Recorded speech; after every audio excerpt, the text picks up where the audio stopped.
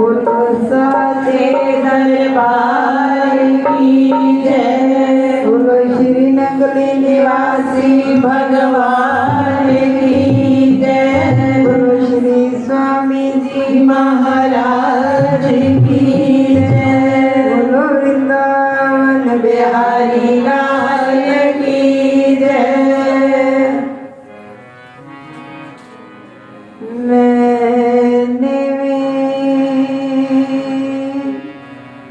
मेरा मुर्शिद ऊंचा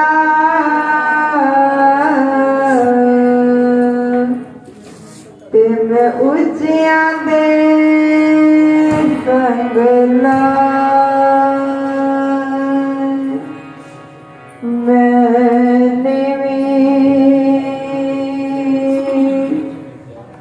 मेरा साहिब ऊंचा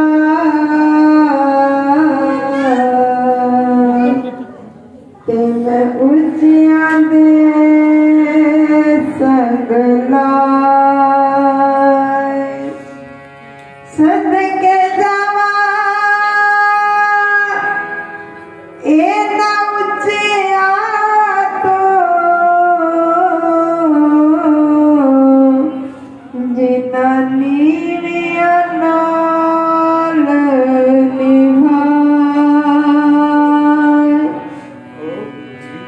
नाम तेरे दी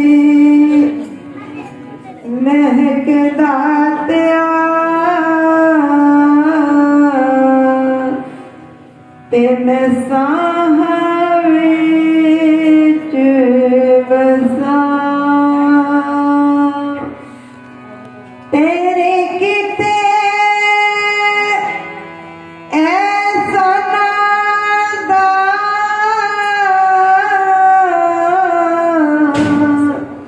ते मैं लख लख शुक्र मना। ते मैं लख लख शुक्र मना। गुरु श्री गुरु महाराज की जय। बोलो साचे दरबार की जय। इस वक्त गुरुदेव भगवान के चरणों में आई हुई गुरु की प्यारी संगत, आज का ये जो सत्संग हो रहा है, हम श्री चरणों में आकर बैठे हैं। कितने भाग्यशाली है कि बहाना जो मिले तुझको प्रभु को याद कर लेना।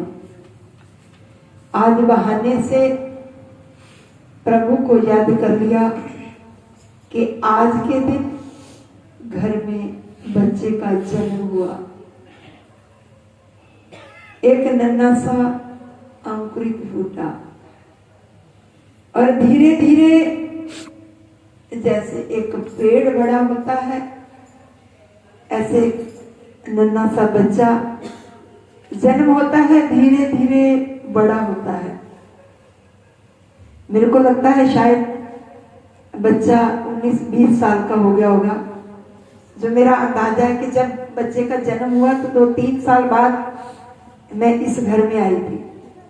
उसके बाद शायद आज मेरा आना हुआ है। तो बहाने बहाने से आज बहाने से प्रभु को याद किया है कि जिस प्रभु ने इस घर में खुशियां दी हैं, उस प्रभु का धन्यवाद कर रहे हैं, उनको याद कर रहे हैं। कहते ये एक मानुष का जन्म ऐसा जन्म है, ऐसा जन्मा है कि इसे पाने के बाद हम प्रभु की बंदगी कर सकते हैं, उसे याद कर सकते हैं, उनका धन्यवाद कर सकते हैं, शुक्रिया अदा कर सकते हैं। सब कार्य मानुष जन्म में हो सकते हैं। वैसे योनियां और भी हैं,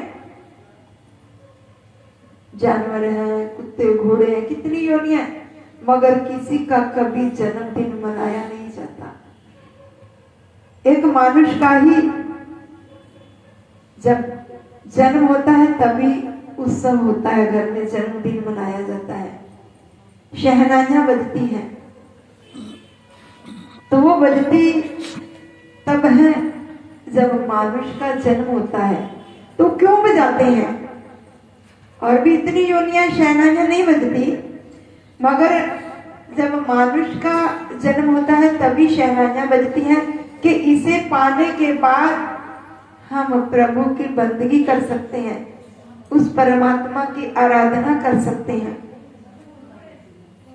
और हमें समय मिला था प्रभु को याद करने के लिए, उसकी आराधना करने के लिए, मगर आज हम अपना पूरा का पूरा समय संसार में व्यस्त हुए हैं।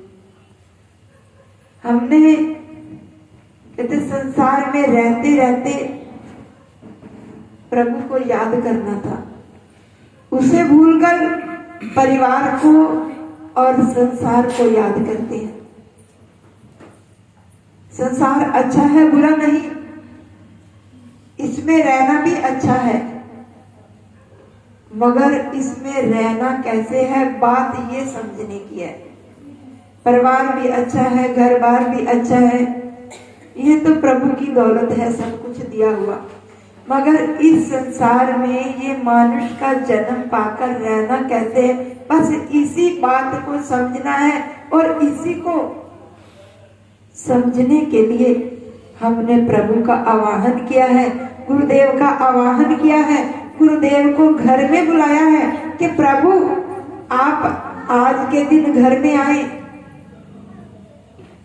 कहते कई संकट आते रहते हैं जीवन में, टल जाते हैं, मगर जब प्रभु घर में आते हैं तो आनंद ही आनंद आते हैं।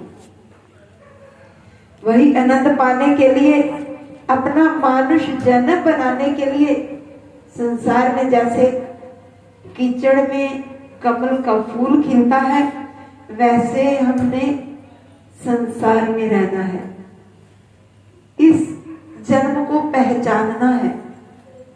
कैसे पहचाने? तो कैसे पहचान पाएंगे? क्योंकि समय रहते रहते तो हम पूरा जीवन संसार में लगा रहे हैं, मगर पहचानेंगे तब जब कभी सत्संग में जाएंगे, हमें हमारे सतगुरुदेव बताएंगे, जब कभी कोई ग्रंथ पढ़ेंगे उसमें क्या लिखा है उनके वचनों पर चलेंगे, तभी हम अपने जीवन को बना पाएंगे कि हमारा जीवन क्या है, कैसे है, कैसे इसको चलाना है। अब कितने भाग्यशाली है जो बच्चे जिनके जन्मदिन पर घर में गुरुदेव आते हैं। बच्चा एक है और उसी के बहाने आज हम सब सत्संग में बैठे हैं। बहाना बालक का है, तो इसीलिए हमारे महान पुरुष बार बार कहते कि बहाना जो मिले तुझको प्रभु को याद कर लेना, बार बार उसे याद कर लेना।